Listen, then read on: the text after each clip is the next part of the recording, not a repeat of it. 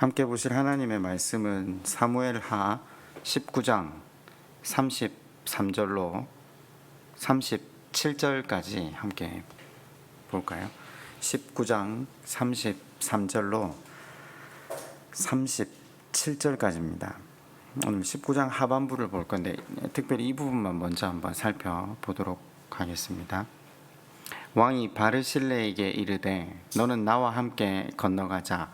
예루살렘에서 내가 너를 공개하리라. 왕께 아뢰되 내 생명의 날이 얼마나 있겠사옵게. 어찌 왕과 함께 예루살렘으로 올라가니. 내 나이가 이제 80세라. 어떻게 좋고 흉한 것을 분간할 수 있사오며 음식의 맛을 알 수 있사오리이까. 이 종이 어떻게 다시 노래하는 남자나 여인의 소리를 알아들을 수 있사오리이까. 어찌하여 종이 내 주 왕께 아직도 누를 끼치리이까. 요단을 건너가는 것뿐이. 함께 봅니다. 청하건대 당신의 종을 돌려보내옵소서. 내가 내 고향 부모의 묘 곁에서 죽으려 하나이다. 그러나 왕의 종 기만이 여기 있사오니 청하건대 그가 내 주 왕과 함께 건너가게 하시옵고 왕의 종대로 그에게 베푸소서 하니라. 아멘. 제가 37절까지 읽자고 했는데 38절까지 가시네요.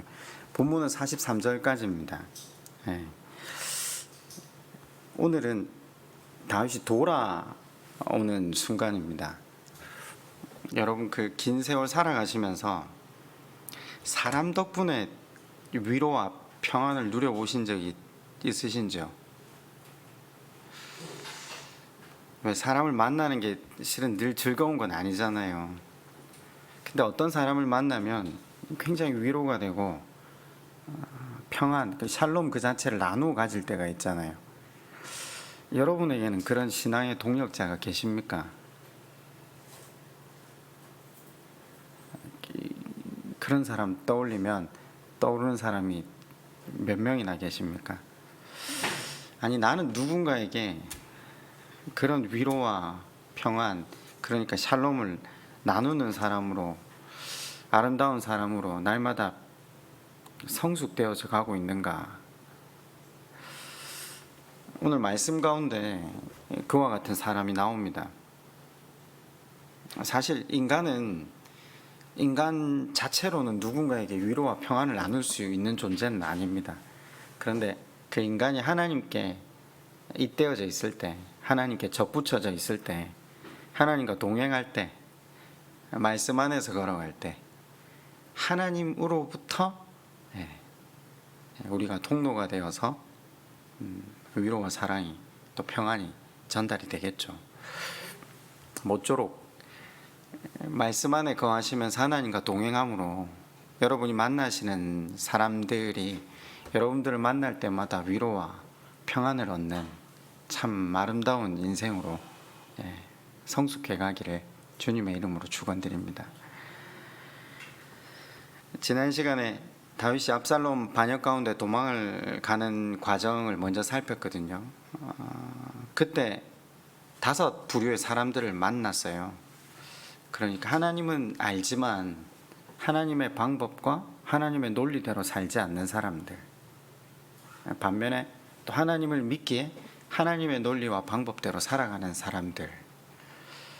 물론 그때나 지금이나 한결같은 것은 하나님을 믿지만 하나님의 말씀보다는 세상의 시류, 그렇죠, 바꿔 말하면 사람의 생각을 훨씬 더 중요하게 여기는 사람들이 많았죠. 그 특징이 무엇이었습니까? 그래서 도망가는 다윗을 아무도 돌아보지 않았었습니다. 그 중심에 서 있던 사람이 아히도벨. 결국 하나님 중심으로 걸어가는 사람들의 끝이 어디고 세상 중심으로 걸어가는 사람들의 끝이 어딘가, 그걸 성경은 계속해서 우리에게 보여주고 있습니다. 동서고금을 막론하고 왕자를 잃었던 사람이 다시 왕자를 회복한 경우는 거의 없습니다. 그러나 하나님 중심, 말씀 안에서 하나님과 동행하며 걸어갔던 다윗에게 하나님은 복을 주십니다. 저는 성경을 보면서 가끔 그런 생각을 해보는데요. 성경은 계속해서 반복되는 약속을 하고 있습니다. 당신을 바라보는 자, 당신을 믿고 의지하는 자에게 가장 좋은 것으로 주시겠다라고 늘 약속을 하시는 하나님을 만납니다. 일전에는 내가 보기에 좋은 것, 내 손에 쥐어지는 것만을 생각하다가 살아가면 살아갈수록 세상이 그 어떤 가치도 하나님 나라와 비견할 수 없다는 걸 조금씩 더 깊이 깨달아가면서 하나님께서 가장 좋은 것 주시려고 때로는 이 땅에 해가 비치지 않는 곳으로, 또 때로는 사망의 음침한 골짜기로도 데려가시는구나. 결국은 내게 하나님 나라를 허락하시기 위해서, 실만한 물가로 인도하시기 위해서 이 모든 것들을 허락하시는구나.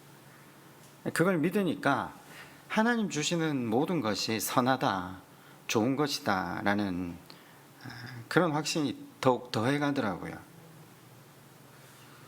신앙이란 그런 것 아닐까요?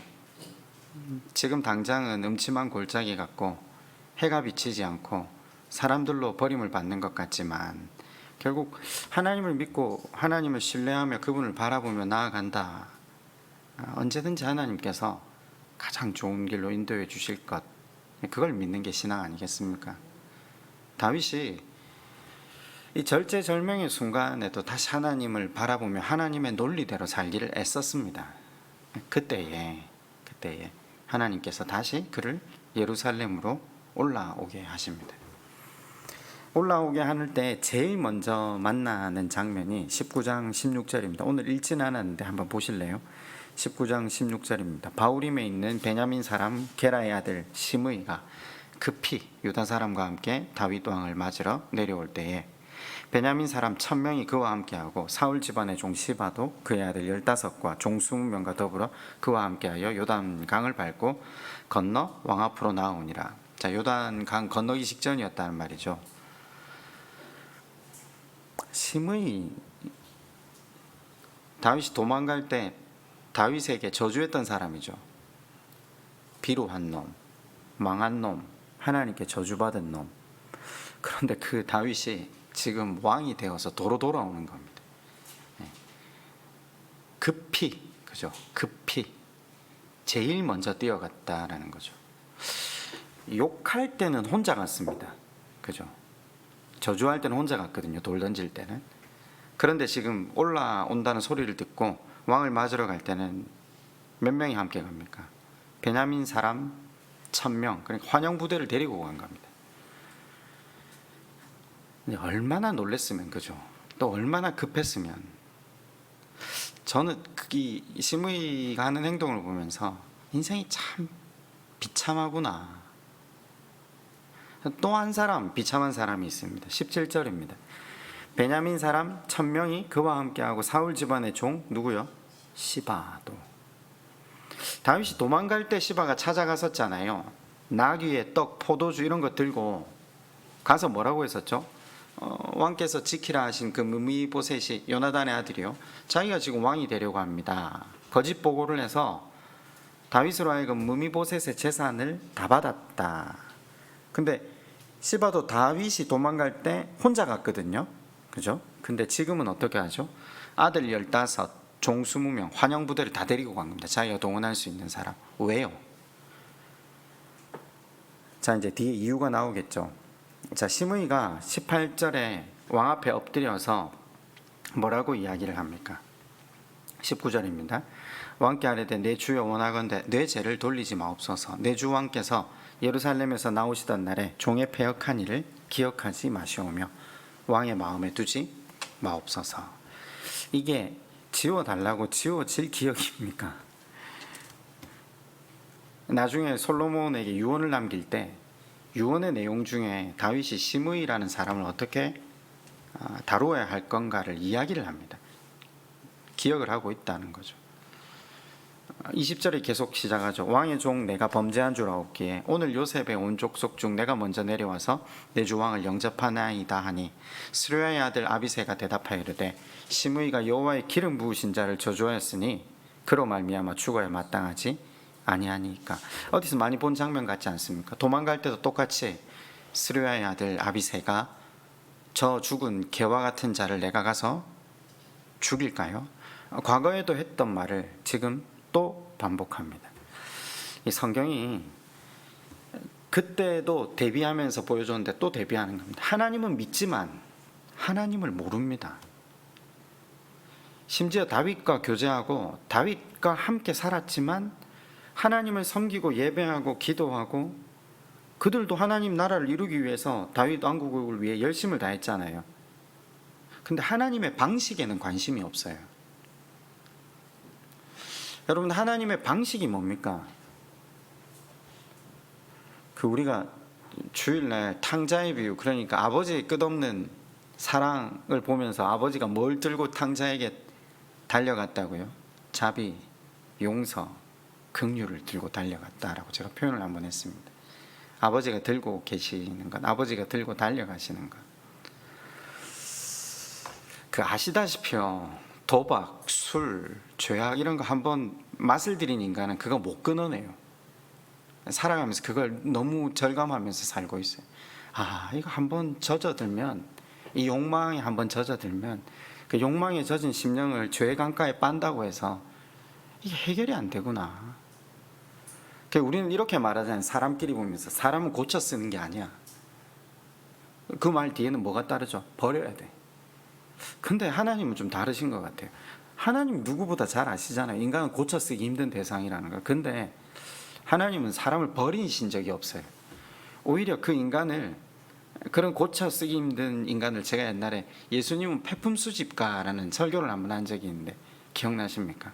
그걸 다 주워다가 다시 새롭게 하시는 게 하나님이세요. 그걸 새롭게 하는데 이 인간이 지은 죄악들의 대가가 너무 무거워서 해결하실 수 없으니까 당신 자신이 죽으심으로 그 대가를 일단 다 치러놓고 고쳐 쓰기 힘든 인생을 위해 죽은 그 하나님의 사랑에 감격하고 감동할 때만 비로소 하나님 앞에 나오는 것이 인간임을 알기 때문에 하나님은 늘 그렇게 일하시고 또 일하시고 또 일하시는 것 같아요. 그게 하나님의 방법이죠. 우리는 언제나 서면 우리는 옳고 그르고 맞고 아니고를 따지는데 하나님은 자비와 긍휼과 은혜, 하나님의 방법은 늘 그렇다라는 거죠. 다윗은 하나님을 알았습니다. 그래서 이렇게 대답합니다.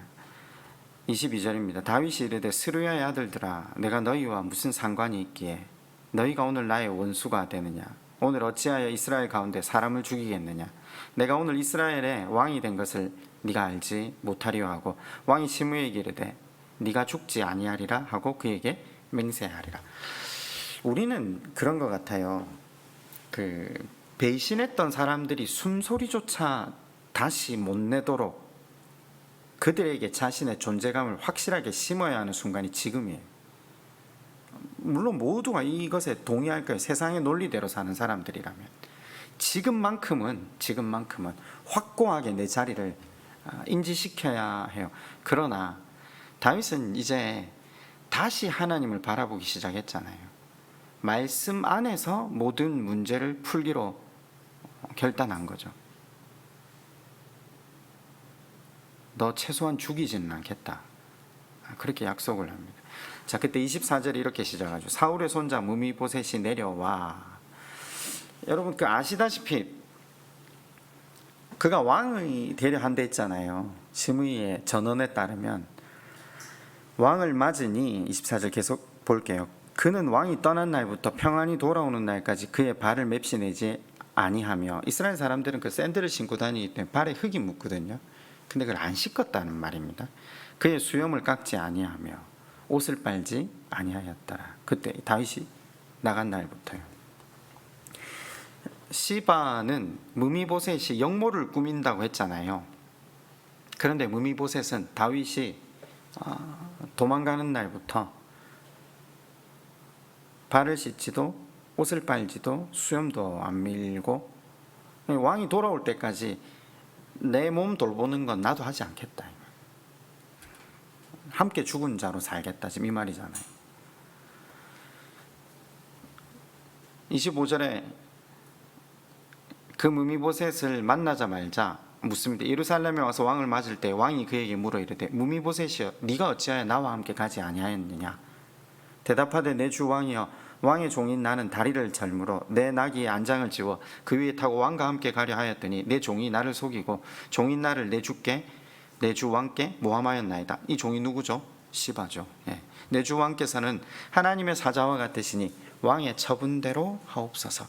정말 일촉즉발의 상황 아닙니까? 옆에 시바도 서 있잖아요. 지금 다 같이 급하게 뛰어온 거죠. 일전에 시바가 다윗을 찾아왔던 이유는 다윗을 위하는 마음이 아니라 무미보셋을 참소해서 결국 도망가는 다윗에게 자기가 물려주었던 그 재산을 자기가 다 가지려고 했던. 무미보셋이 오니까 지금 사울의 종 시바가 한마디도 못하고 지금 얼어붙어 있는 겁니다. 그죠? 한마디도 하지 않습니다. 이거 뭐 왜 말을 못합니까? 몇 명의 목격자만 대질신문하면 뻔히 다 튀어나올 사실인데 여기서 무슨 말을 해봐야 소용이 없다는 걸 시바가 더 잘 알고 있는 거죠. 28절이 이렇게 기록됩니다. 내 아버지의 온 집이 내 주 왕 앞에서는 다만 죽을 사람이 되지 아니하였나이까. 그러나 종을 왕의 상에서 음식 먹는 자 가운데 두셨사오니 내게 아직 무슨 공의가 있어서 다시 왕께 부르짖을 수 있사오리이까. 원래 나는 사울과의 사람이고 죽었어야 마땅할 사람인데 왕이 나를 살려주시고 왕의 상에 먹게 초대해 주시지 않았습니까? 나는 바랄 게 없습니다. 지금 이 말이죠. 29절입니다. 왕이 그에게 이르되 네가 어찌하여 또 네 일을 말하느냐. 내가 말하노니 너는 시바와 밭을 나누라 하니. 여러분, 이 대목이 이상하지 않습니까? 이상하다면 우리는 여전히 하나님의 방법으로 살고 있지 않은 겁니다. 지금 시바 말하고 무미보셋 말하고 틀리잖아요. 그럼 누구 한 사람은 거짓을 구하고 누구 한 사람은 진실을 이야기하잖아요. 여러분 한번 생각해 보세요. 솔로몬이 한 명판결이 기억나시죠? 다윗이 먼저 했습니다. 무미보셋한테 지금 뭐라고 합니까? 너희들 재산 반반씩 나누라고 합니다. 본래 시바한테 다 줬잖아요. 네가 영모를 꾸민다고 해서 내가 시바한테 다 줬는데 네가 그게 아니라고 하니까 반반씩 가져라. 자, 그러면요, 재물에 관심 있는 사람, 사람에 대한 마음이 없는 사람이라면 분노하겠죠. 우리 그렇잖아요. 항상 돈보다 눈앞에 이익, 사람을 우선시하는 사람, 결국 표가 나잖아요. 급한 순간이 되면. 그랬더니 30절에 무미보셋이 이렇게 이야기합니다. 무미보셋이 왕께 하려되 내 주 왕께서 평안히 왕궁으로 돌아오시게 되었으니 그로 그 전부를 차지하게 하옵소서. 아니, 무미보셋의 대답의 진의가 뭐죠? 왕이여, 나는 재산에 관심 없습니다. 내 관심사는 당신이 아닙니다. 당신이 이렇게 되돌아왔으니까 내게 재산 없어도 상관없습니다. 재산 시바에게 다 주십시오. 제가 왜 솔로몬의 판결보다 다윗의 판결이 앞서냐고 단언할 수 있었던 게 지금 단순한 이 한 판결로 인해서 누가 진실을 낸 말을 하는지 곧바로 알 수 있지 않습니까? 자, 그런데요, 이 판결을 저는 지금 잘했다 이야기를 하려고 하는 게 아니라 제가 아까 그랬잖아요. 다윗이 왜 이렇게 판결을 하는지, 이 판결이 왜 우리에게 이해가 안 되는데 왜 이게 하나님의 방식인지. 여러분, 다윗은 지금 누가 진실을 말하는지 누가 거짓을 말하는지 옳고 그름에 이미 관심이 없어졌습니다. 그게 느껴지십니까? 왜죠? 반역에 질린 사람입니다. 사랑하는 아들도 배신하는 마당인데 돈이 되고 자리가 된다면 누구든지 배신할 수 있다는 걸 다윗은 누구보다 잘 아는 겁니다. 사람이 어떤 존재인지 너무나도 절감한 겁니다. 사람에게 더 이상 기대를 하지 않는 겁니다. 그래서 더 이상 파고들지 않는 겁니다. 여러분, 사람에게 기대를 하지 않으면요, 드디어 온전히 하나님을 바라보기 시작합니다. 그리고 하나님의 방법으로 일하기 시작합니다. 굉장히 역설적인 거죠. 여기서 지금 다윗은 하나님의 자비하심을 들고 나아가는 거죠. 불신실함, 거짓말, 위선을 다 덮기에 충분히 그의 자비가 넓고 깊습니다. 예, 우리도 옳고 그름 따져야죠. 예, 진실이 뭔지, 누가 선한지, 누가 바른지 따져야죠. 근데 실은 하나님께서 우리 모두를 전혀 옳지 않고 전혀 선하지 않은 우리 인생을 위해 죽어주심으로 우리가 살았거든요. 그 자비를 입고 우리가 살았거든요. 우리가 하나님의 방법으로 나아간다는 건 옳고 그름, 옳아도 되고 틀려도 되지 않습니까? 다들 하나님이 사랑하시는 존재들 아닙니까?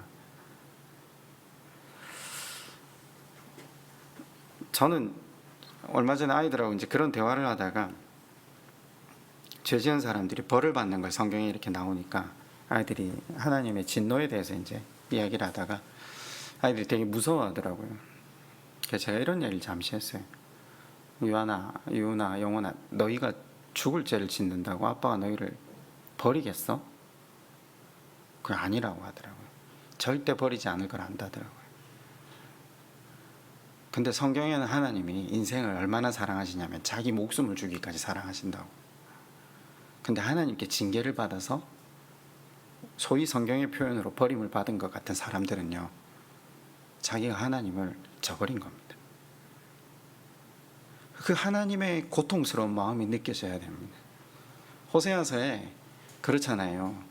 하나님을 수백 번 버리고 수천 번 버리고 수만 번 버린 이스라엘을 향한 마음이 내 마음에 긍휼이 불붙듯 하도다, 이 말을 쓰고 계세요. 그때까지도 하나님 사람 버리지 않으세요. 그런데 그런 하나님께 징계를 받았다. 그러면요, 그냥 정말 할 만큼 했구나 이렇게 생각하는 게 지혜로운 것 같아요. 정말 하나님이 하시고 또 하시고 당신 자신이 죽으심까지 사랑하시는 것이 인간이잖아요. 그런데 하나님 그분이 고개를 돌리셨다. 그러면 우리는 거기서 더 이상 문제 제기를 할 필요가 없는 것 같아요. 여러분, 그런데 다윗은 지금 뻔히 눈앞에 옳고 그름이 보이고 누가 선하고 누가 악하고를 알고 또 자기의 위치를 견고히 할 수 있는 이 순간에도 하나님의 방법으로 나아가고 있다는 거죠. 굉장히 위험한 겁니다. 따지고 보면 사람들에게 딱 호구 잡히기 좋은 거죠. 그죠? 선이 불분명하죠. 저래 가지고는 나라 제대로 못 세운다, 저런 체계 가지고는 도무지 나라를 운영할 수 없다, 그러실 수 있죠. 그런데 여러분, 이게 안 보입니까? 정말 이런 마음으로 사람을 대할 수만 있다면 하나님이 얼마나 기뻐하실까요? 하나님이 다윗을 볼 때 얼마나 기뻐하실까요? 나누고 또 분리하고 돌아서기보다 안고 또 안고 또 안는다. 그 한 인생이 하나님의 은혜를 다시 경험하기까지 기다려준다. 저는 아름다운 인생으로 살아가는 방법, 이 하나님의 방법으로 사는 것 이외에는 없다고 생각합니다. 누가 보면 술에 술 탄 듯 물에 물 탄 듯 할지는 모르겠어요. 그런데 그렇게 사는 사람을 하나님 기뻐하신다는 거죠. 왜냐, 그렇게 사는 사람이 없어요. 그렇지 않습니까?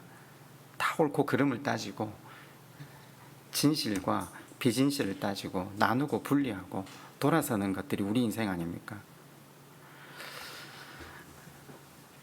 하나님께 큰 위로가 되는 듯한 그 장면에서 사람에게 참 기대를 하지 않는데 여기 오늘 사람에게 굉장히 큰 위로를 주는 또 다른 만남의 장면이 하나 더 나옵니다. 여러분, 지금 다윗이 돌아오는 이 기환길은요, 굉장히 정치적이고 전략적이고 개인의 실익을 따라 나온 만남이 가득하거든요. 지금 다 그것 때문에 나왔잖아요. 살고 죽고 재산의 문제. 조금 있어 보면 19장 말미로 보면 또 이 판국에 11지파와 한 지파가 또 첨예하게 싸움을 시작하잖아요. 그런데 바르실레와의 만남은 그렇지 않습니다. 마음에 큰 위로를 줍니다. 오늘 읽은 부분이 이제 31절 이 부분인데, 길라앗 사람 바르실레가 왕이 요단을 건너가려 하려고 루글림에서 내려와 요단에 이르니 바르실레는 매우 늙어 나이가 80세라 그는 큰 부자이므로 왕이 마하나임에 머물 때 그가 왕을 공개하였더라. 그 다윗이 이부자리 하나 없이 도망갈 때 바르실레가 가져왔던 건 실로 엄청난 것들이었잖아요. 근데 이만큼 많은 것들을 가지고 나올 수 있을 만큼 바르실레는 이스라엘의 당대 가장 위대한 거부였습니다. 여러분 한번 그 좀 배경을 한번 생각해 보세요. 그냥 단순하게 생각해 봐도 본래 거부들이 어떻습니까? 거부들은 결코 도박을 하지 않습니다. 뭐 드라마나 역사를 한번 생각해 보세요. 거부들을 찾아가서 뭐 정치자금 대달라, 독립자금 대달라, 절대 한쪽 편에 안 섭니다. 왜냐하면 실력자의 길에 서야 자기 부를 계속 유지할 수 있거든요. 근데 이 바르실레는 그런 거부 중에 거부였는데도 불구하고 다윗을 위해서 일을 했습니다. 돈에 대한 관심보다 사람에 대한 관심이 더 깊었기 때문이죠. 우리가 지난주 주일날 불의한 청지기 비유를 통해서 그죠? 그 전주네요. 우리가 소유형 인간인가 관계형 인간인가 돌아봤잖아요. 바르실레는 관계형 인간이었다는 거죠. 말 그대로 도망가는 소망 없는 다윗을 도왔죠. 근데 그 다윗이 지금 황궁을 하거든요. 다시는 돌아올 것 같지 못했던 자기 친구가 왕의 자리로 다시 기환합니다. 여러분 그래서 인사하러 나온 겁니다. 바르실레는 다윗에게 필요한 게 없습니다. 33절에 읽었듯이 예루살렘으로 함께 가자. 너가 나를 도왔듯 내가 이제부터 너를 보장하겠다. 지금 이 말 아닙니까? 웬만하면 따라가지 않습니까? 왕 옆에 살면 되거든요. 놀라운 이권이 함께 따라오고 세상 권력의 중심에 서 있을 수 있는 최고의 포상이잖아요. 근데 오늘 바르실레가 어떻게 대답합니까? 바르실레가 왕께 이르되 내 생명의 날이 얼마나 있사옵기에 어찌 왕과 함께 예루살렘으로 올라가리까. 저는 저 밑에 구절들을 이렇게 쭉 보면서 이 사람이 변명하고 있구나. 37절에 청하건대 당신의 종을 돌려보내옵소서. 내가 내 고향 부모의 묘 곁에서 죽으려 하나이다. 이 다윗에게 나온 이유가 뭐죠? 다른 사람들은 다 시릭 때문에 나왔잖아요. 그게 보이시잖아요. 이게 대사를 보면 그걸 일부러 기록을 해둔 건데, 바르실레는 말 그대로 축복하려고 나온 거예요. 말 그대로 우정의 축복이에요. 그냥 굉장히 멋있는 게 여러분 한번 생각해 보세요. 마중 나왔는데 작별하고 있어요. 그게 안 보이십니까? 이 사람 지금 마중하면서 작별하고 있어요. 나는 너를 도왔다 내 마음으로. 그리고 이제 나는 나의 길을 또 걸어가야 된다. 지금 그 말 아닙니까? 근데 이제 다윗이 간곡하게 부탁했기 때문에 자기 아들을 이제 데려가 달라 이야기를 합니다. 그리고 왕의 처분대로 그에게 베풀어 달라라고 이야기를 하죠. 나중에 다윗이 죽기 전에 아까 시므이에 대한 유언도 하지만 솔로몬에게 이 바르실레 자식에 대한 유언도 따로 다시 할 정도로 굉장히 선대합니다. 이해관계가 얽히고 설킨 귀한 장면에서 마음이 따뜻해지는 환대, 유일하게 순수한 사람 한 명을 만나는 거죠. 다윗에게 굉장히 일생을 살아가면서 드문 경험입니다. 다윗같이 하나님 마음에 합한 사람도 이런 경험이 드물다. 다윗이 살아가면서요, 또 뒤에 조금만 지나가면 또 혼란에 빠지거든요. 가장 기억하고 살아가고 싶은 순간이 지금 이 순간이 아닐까.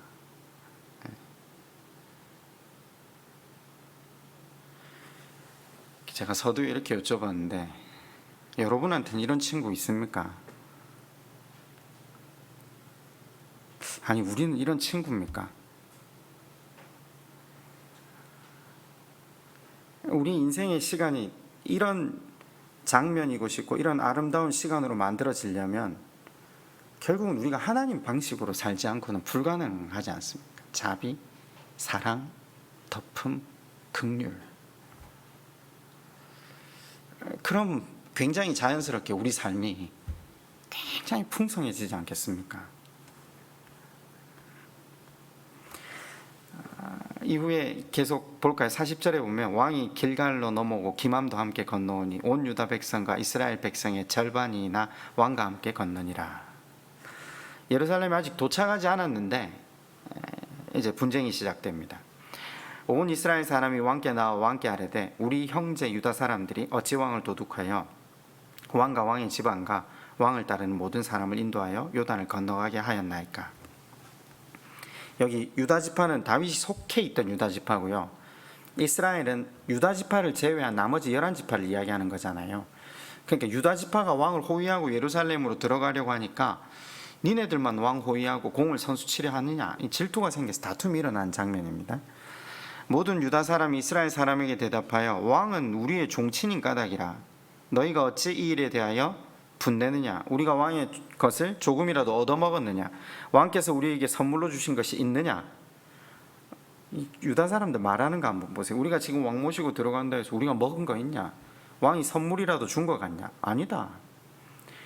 이 방금 전에 있던 장면과 다르게 진흙탕 싸움이 이제 벌어지죠. 이스라엘 사람이 유다 사람에게 대답하여 이르되 우리는 왕에 대하여 열 몫을 가졌으니 다윗에게 대하여 너희보다 더욱 관계가 있거늘 너희가 어찌 우리를 멸시하여 우리 왕을 모셔오는 일에 먼저 우리와 의논하지 아니하였느냐 하나 유다 사람의 말이 이스라엘 사람의 말보다 더 강경하였더라. 너희는 한 지파고 우린 10지파가 되는데 왜 니네들 마음대로 하냐. 여러분 지금 이 사람들이 과거에 누구에게 붙었던 사람입니까? 압살롬의 편에 섰던 사람들입니다. 적어도 베냐민 지파는 시므이와 함께 나가서 참회하는 모습이라도 비추었는데 왕이 돌아오는 순간 이 사람들은 자기의 잘못, 참회 이런 거 없습니다. 사실 우리가 살펴보지는 않았지만 이 안에 굉장히 정치적인 이야기들이 많았지 않겠습니까? 만약에 압살롬이 제거됐는데 우리는 다윗은 다시 왕으로 받아들일 수 없다 할 수 있으니까 후대를 남겨둔 거고요. 아비아달과 사독을 남겨두어서 그들의 의견을 장로들이 또 듣게 한 또 정치적인 면, 전략적인 면 여러 가지 것들이 굉장히 복합하죠. 물론 그런 것 때문에 다시 돌아온 건 아닙니다. 하나님께서 행하신 은혜겠죠. 그런데 우리가 조금만 파들어가 보면 아시다시피 인간사가 얼마나 복잡합니까? 성경은 한 줄로 기록되어 있을지 모르지만 모두가 자기 중심으로 살아간다는 거죠. 아니 이런 사람들은 참회할 마음이 없죠. 내가 너를 다시 세웠다는 거죠. 그러면서도 또 새 왕 다윗 옆에 붙어서 어떻게 하면 그 눈에 들어 조금 더 좋은 자리, 좀 더 이권을 얻을까 이 생각밖에 없는 겁니다. 다윗과 함께하는 인간 군상들이 보이지 않습니까? 시므이나 시바 같은 도망가는 사람에게 욕을 하는 사람, 도망가는 사람을 위해서 자기 탐욕을 세우는 사람, 이제 또 자기를 돌아보지 전혀 않으니까 새 왕이 되어 돌아오는 그 순간 서로 공을 세우려고 다투는 사람, 왕을 맞이하는 자리에 동일한 시각, 동일한 위치에 똑같은 사람들이 서 있는데 다 다른 사람이라는 겁니다. 똑같이 다윗을 환영하러 나왔는데 무엇을 중심으로 살아왔느냐를 따라서 인생의 평가와 가치 극명하게 나누어지고 있는 순간이죠. 여러분 이 모습이 바로 우리 모습이라는 걸 성경이 우리에게 전하는 겁니다. 언젠가 우리가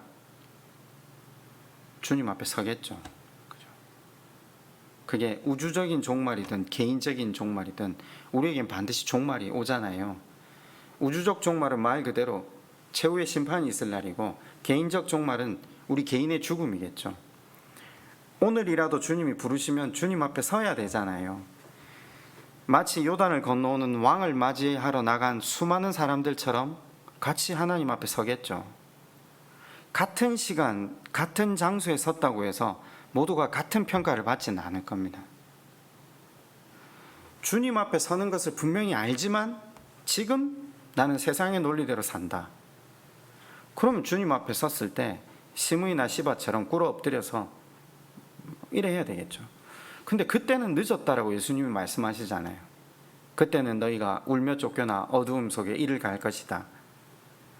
그래서 하나님이 예수님이 구원 얻는 방법을 우리한테 계속 말씀하시면서 하나는 상한 심령, 하나는 뭐죠? 깨어 있으라. 그걸 계속 이제 비유를 통해서 이야기하시는 깨어 있으라. 깨어 있으라. 여러분, 깨어 있는다라는 말을 다르게 표현하면 어떤 표현이 될 수 있겠습니까? 이익이 되냐 안 되냐, 옳고 그르냐, 그걸 따지는 게 아니라 하나님의 방법으로 살아가는 사람. 여기 이 사람들 다 그런 사람이잖아요. 지금 이걸 하는 게 이익이냐 손해냐 이것만 생각하죠. 압살롬에게 붙는 게 유리한가, 다윗에게 붙는 게 유리한가, 이것만 따졌잖아요. 다윗에게 섰던 사람들, 하나님을 기대하며 살았던 사람들, 세상의 논리로 살아갔던 사람들이 극명하게 지금 나누어지는 순간이라는 거죠.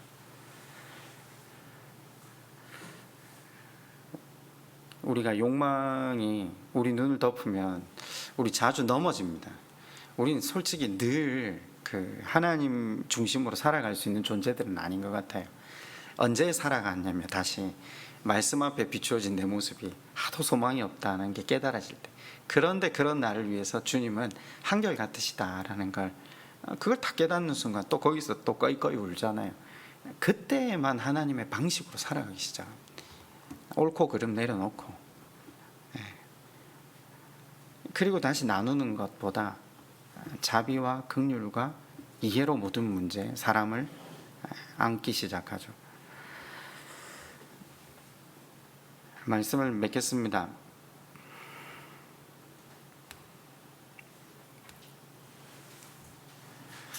살면서 여러 번 하나님 앞에 기도했던 제목 중에 하나가 하나님께 기쁨이 되고 싶습니다. 하나님께 기쁨이 된다라는 것은 사람에게 위로가 되고 샬롬이 되는 것이라는 건 사실 그때까지는 정확하게 몰랐는데, 그 교회 가면 사람들이 그렇게 기도하니까 계속 그렇게 같이 기도했었어요. 근데 살아가면서 이게 하나님께 기쁨이 된다는 건 말씀의 논리로 사는 거고, 예수님이 보여주셨듯이 섬기고 희생하는 삶을 사는 거고, 하나님의 방식, 그러니까 자비, 용서, 긍휼로 사는 건데, 이건 내 안에서 도저히 일어날 수가 없다는 걸 딱 발견하자마자 이제 기도가 후퇴한 거죠. 하나님 기쁨이 되는 게 불가능하네요. 하나님 이렇게 못 살아드리겠습니다 했는데, 말씀을 통해서 계속 깨달아지는 거예요. 내라는 인생이 폐품이라는 걸, 고쳐 쓸 수 없는 존재라는 걸.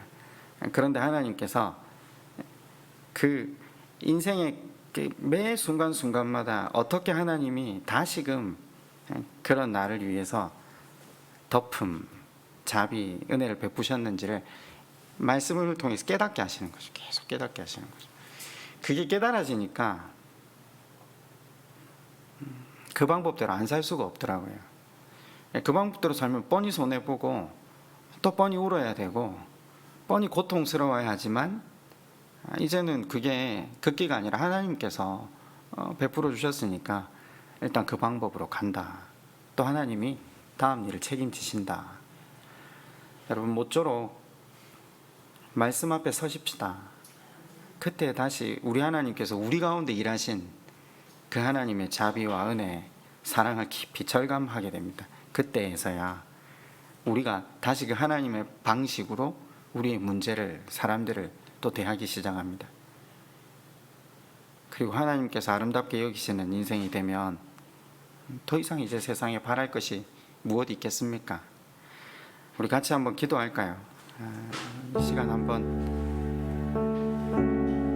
그렇게 기도했으면 좋겠습니다.